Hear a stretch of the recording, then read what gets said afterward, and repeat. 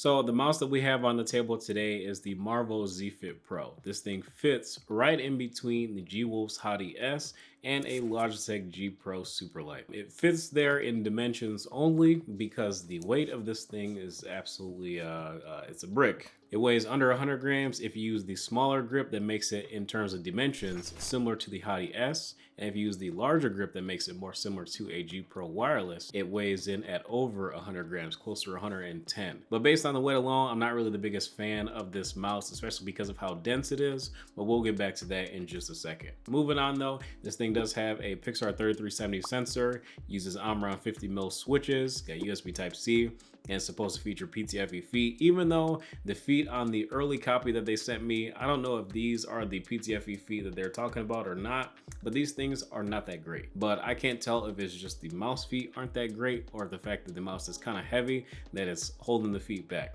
I'm not too sure, but either way, they're not the greatest. You definitely have to replace them. It does feature a couple of interesting modes though. You have a wireless mode that uses a 2.4 gigahertz dongle, and then you also have Bluetooth connectivity as well. So you have the option if you want to connect this thing with Bluetooth to your laptop when you're on the go, or bring your dongle with you from home and have the best connection when it comes to gaming. The Omron 50mm is still pretty decent as well, and the scroll wheel is decently tactile, and it's not very loud either. It is pretty quiet, so I don't have any complaints about the scroll wheel.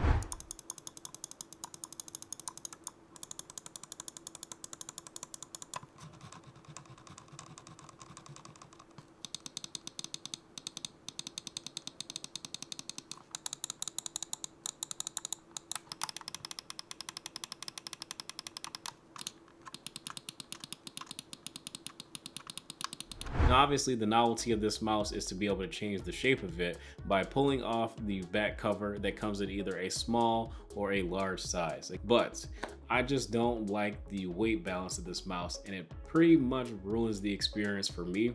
So whatever components that they got moving in the middle of this mouse that I can literally feel move from side to side when I go like that. And obviously when you're gaming, you're doing that all the time. So every time you do a harsh stop, you feel something hit the side of the mouse, and it's not good. It throws you off in game. I can still play decent with it, albeit given the weight and everything I'm not used to, but that just irks me a lot, the fact that it doesn't feel as solid as it should. Regardless of the pricing, I don't really think you should buy this mouse. I really don't. In my opinion, I would rather just commit to buying a bigger or smaller mouse. I mean, you can literally buy a Fanatic Bolt, which is the size of the Logitech G Pro Superlight, and a Viper Mini, which isn't necessarily the same as a G-Wolf's Hottie S, but realistically speaking, it's got better durability, and it's also a small mouse, so you'll know if you like small mice or not, and you play claw grip. So between those two mice for, you know, less than 120, 130 bucks, you got your small mouse and large mouse cover. Thank you guys for watching. If you guys enjoyed, feel free to drop a like and subscribe to the channel as well. If you are interested in picking up this mouse, we'll have a link to the Kickstarter in the description below as well. But otherwise, yeah, thank you guys for watching Too Much Tech. I'll see you in the next video.